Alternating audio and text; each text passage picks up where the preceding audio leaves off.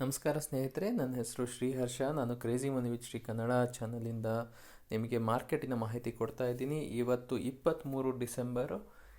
ಇವತ್ತು ಏನಾಗ್ಬೋದು, ನಿನ್ನೆ ಏನಾಯಿತು ಇಂಡಿಯನ್ ಮಾರ್ಕೆಟಲ್ಲಿ, ಯು ಎಸ್ ಮಾರ್ಕೆಟಲ್ಲಿ, ಯುರೋಪಿಯನ್ ಮಾರ್ಕೆಟಲ್ಲಿ, ಅದರ ಪರಿಣಾಮ ಏನಾಗುತ್ತೆ ಇವತ್ತು ಇಂಡಿಯನ್ ಮಾರ್ಕೆಟಲ್ಲಿ, ಯಾವ ರೀತಿ ಆ್ಯಕ್ಚುಲಿ ಟ್ರೇಡ್ ಮಾಡಬೇಕು, ಏನು ಮಾಡಿದ್ರೆ ನಿಮಗೆ ಬೆನಿಫಿಟ್ ಸಿಗುತ್ತೆ, ಡೀಟೇಲಾಗಿ ಅರ್ಥ ಮಾಡ್ಕೊಳ್ಳೋಣಂತೆ.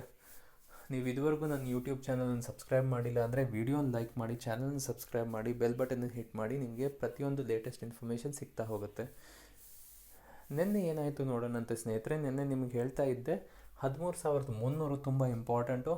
ಎಲ್ಲಿವರೆಗೂ 13,300 ಹೋಲ್ಡ್ ಆಗುತ್ತೆ ಮಾರ್ಕೆಟು ತುಂಬ ಸ್ಟ್ರಾಂಗ್ ಅಪ್ ಮೂವ್ ಕೊಡುತ್ತೆ ಅಂತ ನೀವು ಅದೇ ರೀತಿ ನೋಡ್ಬೋದು. 13,300 ಹೋಲ್ಡ್ ಮಾಡಿದ ಮೇಲೆ ಮಾರ್ಕೆಟು ಆಲ್ಮೋಸ್ಟ್ 13,500ವರೆಗೂ ಹೋಯಿತು. ಸೊ ಮಾರ್ಕೆಟಲ್ಲಿ ಸ್ಟ್ರೆಂತ್ ಸದ್ಯದಲ್ಲಿ ಇನ್ನೂ ಹೋಲ್ಡ್ ಆಗಿದೆ. ಇದು ಎಲ್ಲಿವರೆಗೂ ಹೋಲ್ಡ್ ಆಗುತ್ತೆ ನೋಡಬೇಕಾಗತ್ತೆ.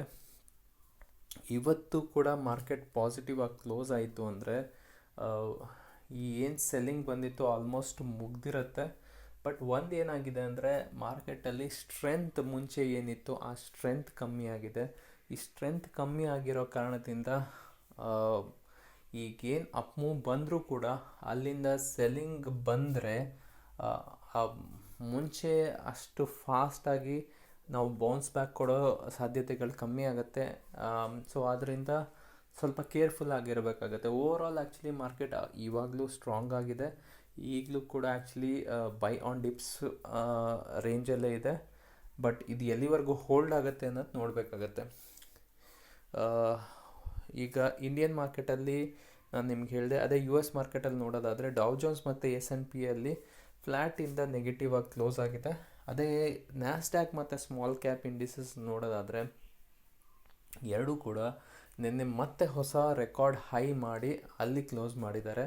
ಸೊ ಯು ಎಸ್ ಮಾರ್ಕೆಟ್ ಈಗಲೂ ಕೂಡ ಸ್ಟ್ರೆಂತ್ ತೋರಿಸ್ತಾ ಇದೆ. ಅದೇ ನಾವು ಯುರೋಪಿಯನ್ ಮಾರ್ಕೆಟಲ್ಲಿ ನೋಡಬೇಕು ಅಂದರೆ ಯುರೋಪಿಯನ್ ಮಾರ್ಕೆಟ್ ಇದರಿಂದನೇ ಎಲ್ಲ ಗ್ಲೋಬಲ್ ಮಾರ್ಕೆಟ್ಸು ಬಿದ್ದಿದ್ದು. ಈ ಯುರೋಪಿಯನ್ ಮಾರ್ಕೆಟ್ಸ್ ಕೂಡ 1.5% ತನಕ ಮೇಲೆ ಬಂದಿದೆ. ಸೊ ಓವರಾಲ್ ನೆಗೆಟಿವ್ ಫ್ಯಾಕ್ಟರ್ ಏನಿತ್ತು ಓವರಾಲ್ ಕಾಣಿಸ್ತಾ ಇಲ್ಲ, ಅದು ಆಲ್ಮೋಸ್ಟ್ ಕಮ್ಮಿ ಆಗ್ತಾ ಇದೆ. ನಿಮ್ಗೆ ಅದ್ರ ಜೊತೆಗೆ ಮೇನ್ ರೀಸನ್ ಫಾಲ್ ಆಗೋಕ್ಕೆ ನ್ಯೂಸ್ ಪ್ರಕಾರ ಹೇಳಬೇಕು ಅಂದರೆ UK ಲಾಕ್ಡೌನ್ ಒಂದು, ಎರಡನೇದು ಕೊರೋನಾ ವೈರಸ್ದು ಹೊಸ ವೇರಿಯಂಟ್ ಬಂದಿದೆ. ಅದು ವ್ಯಾಕ್ಸಿನಿಂದ ಟ್ರೀಟ್ ಮಾಡೋಕ್ಕೆ ಆಗ್ದಲೇ ಇರ್ಬೋದು ಅನ್ನೋ ಕಾರಣ ಆಸ್ಟ್ರಾಜೆನೆಕಾ ಸ್ಟೇಟ್ಮೆಂಟ್ ಕೊಟ್ಟಿದೆ. ಅದರದ್ದು ಏನು ವ್ಯಾಕ್ಸಿನ್ ಮಾಡಿದ್ದಾರೆ ಹೊಸ ವೇರಿಯಂಟ್ ಮೇಲೂ ಕೆಲಸ ಮಾಡುತ್ತೆ ಅಂತ. ಸೊ ಇದು ಆ್ಯಕ್ಚುಲಿ ಮಾರ್ಕೆಟಿನ ಸೆಂಟಿಮೆಂಟನ್ನು ಪ್ರಾಬಬ್ಲಿ ಇಂಪ್ರೂವ್ ಮಾಡೋ ಸಾಧ್ಯತೆಗಳಿರುತ್ತೆ. ಬಟ್ ಒಂದು ಏನು ಅಬ್ಸರ್ವ್ ಮಾಡ್ಬೋದು ಅಂದರೆ ಮಾರ್ಕೆಟಲ್ಲಿ ಸಿಕ್ಕಾಬಟ್ಟೆ ಶಾರ್ಟ್ ಪೊಸಿಷನ್ಸ್ ಬಿಲ್ಡ್ ಆಗಿದೆ. ಮಂಡೇ ಬಿಲ್ಡ್ ಆಗಿದೆ, ನಿನ್ನೆ ಕೂಡ ಸ್ವಲ್ಪ ಶಾರ್ಟ್ ಪೊಸಿಷನ್ಸ್ ಬಿಲ್ಡ್ ಆಗಿದೆ. ಯಾಕಂದರೆ ಮಾರ್ಕೆಟ್ ಮತ್ತೆ ಕೆಳಗೆ ಬಂತು ನೋಡಿ, ಅದರಿಂದ ನಿನ್ನೆ ಶಾರ್ಟ್ ಪೊಸಿಷನ್ಸ್ ಬಿಲ್ಡ್ ಆಗಿದೆ, ಮೊನ್ನೆ ಬಿಲ್ಡ್ ಆಗಿದೆ, ಇವತ್ತು ಕೂಡ ಬಿಲ್ಡ್ ಆಗ್ಬೋದು. ಸೊ ಈ ಶಾರ್ಟ್ ಪೊಸಿಷನ್ಸ್ ಏನು ಬಿಲ್ಡ್ ಆಗಿದೆ, ಈ ಶಾರ್ಟ್ ಪೊಸಿಷನ್ಸ್ ಬಿಲ್ಡ್ ಆಗಿರೋದ್ರಿಂದ ಸಾಕಷ್ಟು ರಿಟೇಲ್ ಇನ್ವೆಸ್ಟರ್ಸ್ ಟ್ರ್ಯಾಪ್ ಆಗಿರ್ತಾರೆ.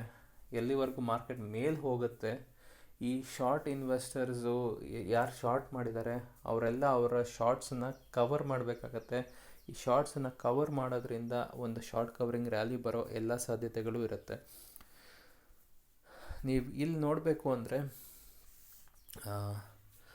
ಈಗ ಸದ್ಯದಲ್ಲಿ ಫ್ಯೂಚರನ್ನು ನೋಡೋದಾದರೆ ಪ್ರಾಬ್ಲಿ ನಾವು ಫ್ಲ್ಯಾಟಿಂದ ನೆಗೆಟಿವ್ ಆಗಿ ಓಪನ್ ಆಗ್ಬೋದು. ಯಾಕಂದರೆ ಎಲ್ಲ ಫ್ಯೂಚರ್ಸು ಆಲ್ಮೋಸ್ಟ್ 0.5% ಹತ್ತತ್ರ ಡೌನ್ ಇದೆ, ಯುರೋಪಿಯನ್ ಆಗಲಿ ಯು ಎಸ್ ಮಾರ್ಕೆಟ್ ಆಗಲಿ. ಸೊ ಆದ್ದರಿಂದ ಪ್ರಾಬಬ್ಲಿ ನಾವು ಫ್ಲ್ಯಾಟಿಂದ ನೆಗೆಟಿವ್ ಆಗಿ ಓಪನ್ ಆಗ್ಬೋದು. ಈ ಏನು ಫ್ಲ್ಯಾಟಿಂದ ನೆಗೆಟಿವ್ ಓಪನ್ ಆಗಿರುತ್ತೆ ಅಲ್ಲಿಂದ ಮಾರ್ಕೆಟ್ ಪ್ರಾಬಬ್ಲಿ ಒಂದು ರೇಂಜಲ್ಲಿ ಆಗುತ್ತೆ. ಸಾಕಷ್ಟು ವೊಲಟೈಲ್ ಮೂಮೆಂಟ್ ನಾವು ಇವತ್ತು ಕಾಣ್ಬೋದು. ಸೊ ಮಾರ್ಕೆಟ್ ನಿಮ್ಮನ್ನು ಮತ್ತೆ ಕನ್ಫ್ಯೂಸ್ ಮಾಡ್ಬೋದು, ಶಾರ್ಟ್ ಮಾಡಬೇಕಾ ಲಾಂಗ್ ಮಾಡಬೇಕಾ ಅಂತ. ಯಾಕಂದರೆ ಅಷ್ಟು ಸ್ಟ್ರಾಂಗ್ ಡೌನ್ ಸೈಡ್ ಬಂದಾಗ ಬೈ ಮಾಡೋದಕ್ಕೆ ಧೈರ್ಯ ಇರಲ್ಲ, ಅದಕ್ಕೆ ತಕ್ಕಂಗೆ ಮಾರ್ಕೆಟ್ ಕೆಳಗೆ ಹೋಗುತ್ತೆ. ನಿನ್ನೆ ನೀವು ನೋಡ್ದಂಗೆ ಮಾರ್ಕೆಟ್ ಕೆಳಗೆ ಹೋಯಿತು, ಶಾರ್ಟ್ ಯಾರು ಮಾಡಿದ್ರೋ ಅವ್ರು ಪ್ರಾಫಿಟ್ಟು ತೊಗೊಂಡಿದ್ದರೆ ಬಚಾವು, ಪ್ರಾಫಿಟ್ ತೊಗೊಳ್ಲಿಲ್ಲ ಅಂದರೆ ಆ ಪ್ರಾಫಿಟ್ ಆ್ಯಕ್ಚುಲಿ ನೆಗೆಟಿವ್ ಆಗಿ ಕನ್ವರ್ಟ್ ಆಯಿತು. ಸೊ ಅದೇ ಇವತ್ತು ಕೂಡ ಹಾಗೆ ಆಗ್ಬೋದು. ಸೊ ಅದರಿಂದ ಸ್ವಲ್ಪ ಕೇರ್ಫುಲ್ ಆಗಿರಿ. ಶಾರ್ಟ್ ಮಾಡೋಕ್ಕೂ ಆಪರ್ಚುನಿಟಿ ಸಿಗ್ಬೋದು, ಬಟ್ ಶಾರ್ಟ್ ಮಾಡಿದ್ರೆ ಅಲ್ಲಿಂದ ನೀವು ಕವರ್ ಮಾಡ್ಕೊಂಡು ಹೊರಗೆ ಬರೋದು ತುಂಬ ಇಂಪಾರ್ಟೆಂಟ್ ಆಗುತ್ತೆ. ಯಾಕಂದರೆ ಅಲ್ಲಿಂದ ಮತ್ತೆ ಹೊಸ ಬೈಯಿಂಗ್ ಆಪರ್ಚುನಿಟೀಸ್ ಬರೋ ಎಲ್ಲ ಸಾಧ್ಯತೆಗಳು ಇರುತ್ತೆ. ಸೊ ಓವರಾಲ್ ಮಾರ್ಕೆಟ್ ನನ್ನ ಪ್ರಕಾರ 13,400ರಿಂದ 13,600 ಈ ರೇಂಜಲ್ಲಿ ಟ್ರೇಡ್ ಮಾಡುತ್ತೆ. 13,550 600 ಈ ರೇಂಜಲ್ಲಿ ತುಂಬ ಸ್ಟ್ರಾಂಗ್ ರೆಸಿಸ್ಟೆನ್ಸ್ ಇರುತ್ತೆ. ಈ ರೆಸಿಸ್ಟೆನ್ಸನ್ನು ನಾವು ಏನಾರು ಬ್ರೇಕ್ ಮಾಡಿದ್ರೆ ಅಲ್ಲಿಂದ ನಮಗೆ ಶಾರ್ಟ್ ಕವರಿಂಗ್ ರ್ಯಾಲಿ ಬರೋ ಎಲ್ಲ ಸಾಧ್ಯತೆಗಳು ಇರುತ್ತೆ. ಆದ್ದರಿಂದ ನೀವು ಈಗ ಸದ್ಯಕ್ಕಂತೂ ಬೈ ಆನ್ ಡಿಪ್ಸ್ ರಣನೀತಿನೇ ಫಾಲೋ ಮಾಡಬೇಕಾಗತ್ತೆ. ಎಲ್ಲಿವರೆಗೂ ಮಾರ್ಕೆಟ್ ಮೇಲೆ ಹೋಗುತ್ತೆ ನಾವು ಅಲ್ಲಿವರೆಗೂ ಮೇಲೆ ಹೋಗೋದೇ ನಮಗೆ ತುಂಬ ಇಂಪಾರ್ಟೆಂಟ್ ಆಗುತ್ತೆ. ಅದೇ ನಾವು ಕಮಾಡಿಟೀಸಲ್ಲಿ ನೋಡೋದಾದರೆ ಗೋಲ್ಡ್ ಸಿಲ್ವರ್ ಏನಿದೆ ಒಂದು ರೇಂಜಲ್ಲೇ ಇದೆ. ಹೈಯರ್ ಲೆವೆಲ್ಸಲ್ಲಿ ಅಲ್ಲೂ ಕೂಡ ಸೆಲ್ಲಿಂಗ್ ಬರ್ತಾ ಇದೆ. ಸೊ ಎಲ್ಲಿವರೆಗೂ ನಾವು 48,000ದಿಂದ 52,000 ರೇಂಜಲ್ಲಿ ಇರ್ತೀವಿ, ನಾವು ಇದೇ ರೇಂಜಲ್ಲೇ ಇರ್ತೀವಿ. ಎಲ್ಲಿವರೆಗೂ ಅಲ್ಲಿಂದ ಕೆಳಗೆ ಬರೋದಿಲ್ಲ ಅಲ್ಲಿವರೆಗೂ ಈ ರೇಂಜಲ್ಲೇ ನಾವು ಟ್ರೇಡ್ ಮಾಡೋ ಎಲ್ಲ ಸಾಧ್ಯತೆಗಳು ಇರುತ್ತೆ. ಅದೇ ಕ್ರೂಡ್ ಆಯಿಲಲ್ಲಿ ಹೈಯರ್ ಲೆವೆಲ್ಸಲ್ಲಿ ಸೆಲ್ಲಿಂಗ್ ಬರೋ ಎಲ್ಲ ಸಾಧ್ಯತೆಗಳು ಇರುತ್ತೆ ಅಂತ ಮುಂಚೆಯಿಂದ ಹೇಳ್ತಾ ಇದ್ದೀನಿ. ಯಾಕಂದರೆ ಫಂಡಮೆಂಟಲ್ ಅದ್ರದ್ದು ಸ್ಟ್ರಾಂಗ್ ಇಲ್ಲ, ಸಪ್ಲೈ ಜಾಸ್ತಿ ಆಗ್ತಾ ಇದೆ, ಡಿಮ್ಯಾಂಡ್ ಬರ್ತಾ ಇಲ್ಲ, ಡಿಮ್ಯಾಂಡ್ ಎಕ್ಸ್ಪೆಕ್ಟೇಷನ್ ಪ್ರಕಾರ ಇಲ್ಲ. ಸೊ ಆದ್ದರಿಂದ ಚಾಲೆಂಜಸ್ ಇದ್ದೇ ಇರುತ್ತೆ. ಯಾಕಂದರೆ ಮತ್ತೆ ಹೊಸದಾಗಿ UK ಲಾಕ್ಡೌನ್ ಎಲ್ಲ ಆಯಿತು ಅಂದರೆ ಅದ್ರದ್ದು ಪರಿಣಾಮ ಇದ್ದೇ ಇರುತ್ತೆ. ಸೊ ಕ್ರೂಡ್ ಆಯಿಲಲ್ಲಿ ಆ್ಯಕ್ಚುಲಿ ಈ ಸ್ಟಾಕ್ ಮಾರ್ಕೆಟ್ ಮೇಲೆ ಹೋದರೆ ಪ್ರಾಬಬ್ಲಿ ಇಲ್ಲಿ ಕೂಡ ಬೌನ್ಸ್ ಬ್ಯಾಕ್ ಬರ್ಬೋದು, ಬಟ್ ಹೈಯರ್ ಲೆವೆಲ್ಸಲ್ಲಿ ಮತ್ತೆ ಸೆಲ್ಲಿಂಗ್ ಆಗೋ ಸಾಧ್ಯತೆಗಳಿರುತ್ತೆ. ಸೊ ಅದ್ರ ಪ್ರಕಾರ ನೀವು ಟ್ರೇಡ್ ಮಾಡಿ. ಸೊ ಓವರಾಲ್ ಮಾರ್ಕೆಟ್ ಸೆಂಟಿಮೆಂಟ್ಸು ಸ್ವಲ್ಪ ಡೌನ್ ಇದೆ. ಈ ವ್ಯಾಕ್ಸಿನ್ ನ್ಯೂಸಿಂದ ಪ್ರಾಬಬ್ಲಿ ಸೆಂಟಿಮೆಂಟ್ ಪಾಸಿಟಿವ್ ಆಗ್ಬೋದು. ಇನ್ನೇನಾರು ಹೊಸ ನ್ಯೂಸ್ ಬಂದರೆ ಅದರಿಂದ ಪಾಸಿಟಿವ್ ಆಗೋ ಸಾಧ್ಯತೆ ಇದೆ. ಸ್ಟಿಮ್ಯುಲಸ್ ಆಲ್ರೆಡಿ ಅಪ್ರೂವ್ ಆಗಿದೆ, ಒಂದು ಚಿಕ್ಕ ಸ್ಟಿಮ್ಯುಲಸ್ಸು. ಈಗ ಏನಾರು ಹೊಸ ಸ್ಟಿಮ್ಯುಲಸ್ಸು, ದೊಡ್ಡ ಸ್ಟಿಮ್ಯುಲಸ್ ಬಗ್ಗೆ ಮಾತುಕತೆ ನಡೆಯೋಕ್ಕೆ ಸ್ಟಾರ್ಟ್ ಆಯಿತು ಅಂದರೆ ಅದು ಒಂದು ಪಾಸಿಟಿವ್ ಆಗುತ್ತೆ. ಡಿಸೆಂಬರಲ್ಲಿ ಸ್ಟಿಮ್ಯುಲಸ್ಸು ಯುರೋಪಲ್ಲೂ ಕೂಡ ಆ್ಯಕ್ಚುಲಿ ಬರೋದಿದೆ. ಪ್ರಾಬ್ಲಿ ಅದಕ್ಕೆ ಯುರೋಪಿಯನ್ ಮಾರ್ಕೆಟ್ಸ್ ಮೇಲೆ ಬರ್ತಾ ಇದೆ. ಬ್ರೆಕ್ಸಿಟ್ಗೆ ಯಾವ್ದಾದ್ರು ಡೀಲ್ ಆಗೋ ಸಾಧ್ಯತೆಗಳಿದೆ, ಅದರಿಂದನೂ ಪ್ರಾಬಬ್ಲಿ ಮಾರ್ಕೆಟ್ಗೆ ಪಾಸಿಟಿವ್ ಸಂಕೇತ ಸಿಗ್ಬೋದು. ಮತ್ತು ಪ್ರೆಸಿಡೆಂಟ್ ಇವಾಗ ಏನು ಜೋ ಬೈಡೆನ್ ಇದ್ದಾರೆ, ಅವರು ಮುಖಾಂತರ ಏನಾದರೂ ಹೊಸದಾಗಿ ಏನಾದರೂ ಅನೌನ್ಸ್ಮೆಂಟ್ಸ್ ಆದರೆ ಅದರಿಂದನೂ ಮಾರ್ಕೆಟ್ಗೆ ಪರಿಣಾಮ ಆಗ್ಬೋದು. ಈಗ ಏನೇ ಪಾಸಿಟಿವ್ ನ್ಯೂಸ್ ಬಂದರೆ ಈ ಶಾರ್ಟ್ಸ್ ಏನಿದೆ ಅದೆಲ್ಲ ಕವರ್ ಆಗಿ ತುಂಬ ಸ್ಟ್ರಾಂಗ್ ಅಪ್ ಮೂವ್ ಕೊಡೋ ಸಾಧ್ಯತೆಗಳಿರುತ್ತೆ. ಸೊ ಆದ್ದರಿಂದ ನಾವು ಸದ್ಯಕ್ಕಂತೂ ಬೈ ಆನ್ ಡಿಪ್ಸಲ್ಲೇ ಇರಬೇಕಾಗತ್ತೆ. ಬಟ್ ಹೈಯರ್ ಲೆವೆಲ್ಸಲ್ಲಿ ನಮ್ಮ ಪ್ರಾಫಿಟ್ ಬುಕ್ ಮಾಡಿಕೊಂಡು ಲಾಂಗ್ಸಿಂದ ಹೊರಗೆ ಬರೋದು ಇಂಪಾರ್ಟೆಂಟ್ ಆಗುತ್ತೆ. ಯಾಕಂದರೆ ಸ್ಟ್ರೆಂತ್ ಮಾರ್ಕೆಟ್ದು ಕಮ್ಮಿ ಆಗ್ತಾ ಇದೆ. ಮಾರ್ಕೆಟ್ ಸ್ಟ್ರೆಂತ್ ಎಲ್ಲಿ ಕಮ್ಮಿ ಆಗ್ತಾ ಇರಬೇಕಾದ್ರೆ ನಾವು ಸ್ವಲ್ಪ ಕೇರ್ಫುಲ್ ಆಗಿರೋದು ತುಂಬ ಇಂಪಾರ್ಟೆಂಟ್ ಆಗುತ್ತೆ.